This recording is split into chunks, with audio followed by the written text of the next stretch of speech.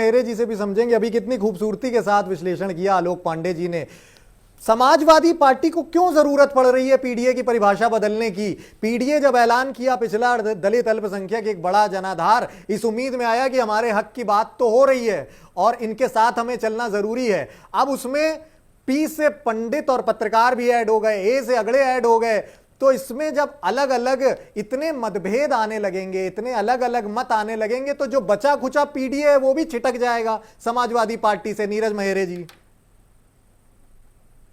देखिए, महत्वपूर्ण बात यह है प्रियंक जी कि बसपा सुप्रीमो मायावती की जो राजनीति की सक्रियता घटी, निश्चित रूप से दलित और ओबीसी वोटों पे, चाहे भारतीय जनता पार्टी हो या समाजवादी पार्टियों ने अपना निशाना साधने की पूरी कवायद की।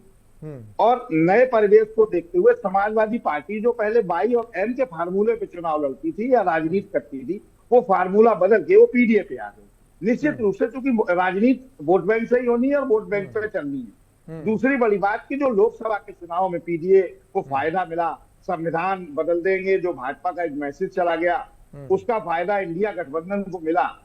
वो मुझे लगता है कि ये लोकसभा के चुनाव और विधानसभा के चुनाव अलग अलग मुद्दों, अलग अलग चीजों को होते हैं, दोनों में बेसिक अंतर होता है। दूसरी बड़ी बात है कि पीडीए के लाने से या इंडिया गठबंधन के साथ आ जाने से जो 37 सीटें मिली समाजवादी पार्टी को, वो निश्चित रूप से कहीं ना कहीं उनके लिए फायदेमंद साबित हुआ। अब जिम्मेदारी ये बनती है उनकी कि क्या वो उस वोट बैंक को बचा के रख पाएंगे कि नहीं।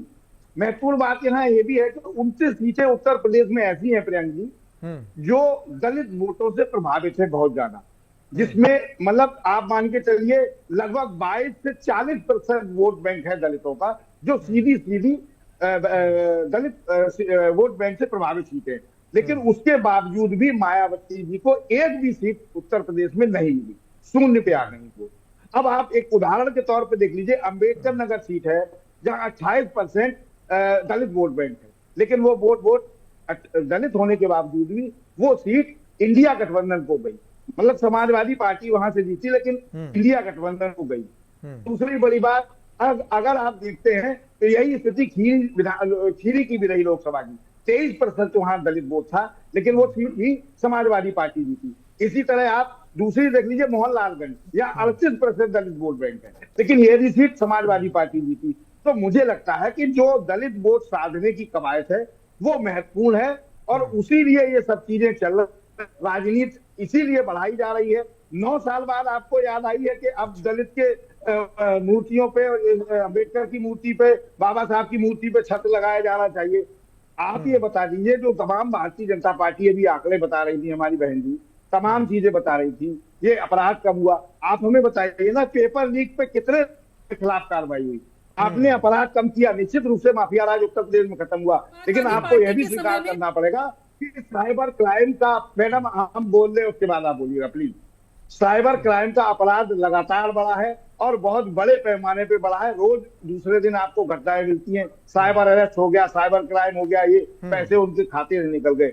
मुझे लगता है कि जो भी राजनीतिक दल 2027 में जनता के मुद्दों पे बात करेगा, महंगाई, बेरोजगारी, सड़क, बिजली, पानी, स्वास्थ्य, किसान, नौजवान, आप किसानों की बात कर रहे थे, 700 किसान मरे थे दिल्ली के बॉर्डर पर बैठे, शहीद हुए थे, शहादत हुई थी, वो भी किसान थे। इन सब बातों पे भी आपको देखना पड़ेगा। और जो लगातार मुझे लगता है कि देश के प्रधानमंत्री $5 ट्रिलियन इकोनॉमी 2047 में विकसित गणराज्य बनाने की बात कर रहे, तो मुझे लगता है कि अगर विकसित गणराज्य बनना है तो आम आदमी की सुविधाएं बढ़ेंगी, आम आदमी को सुविधाएं मिलेंगी तो हम विकसित कह सकते हैं। अगर आप ये कहें कि उत्तर प्रदेश में आपने माफिया राज खत्म कर दिया, क्राइम कंट्रोल हुआ, ये विकास का पैमाना नहीं हो सकता। एक चीज अच्छी हुई है तो 10 चीजें खराब हुई, आपको ये स्वीकार करना पड़ेगा कि पेपर लीक की घटनाएं मुझे लगता है कि इतनी ज्यादा किसी भी सरकार में नहीं हुई जितनी भारतीय जनता पार्टी सरकार। जनता को जवाब देना होगा, जब आप सड़क पे जाएंगे जनता पूछेगी कि जवान हमारा बेटा था और पूरी साल भर तैयारी करी, पेपर देके आया, 2 घंटे बाद पता चला पेपर लीक हो गया।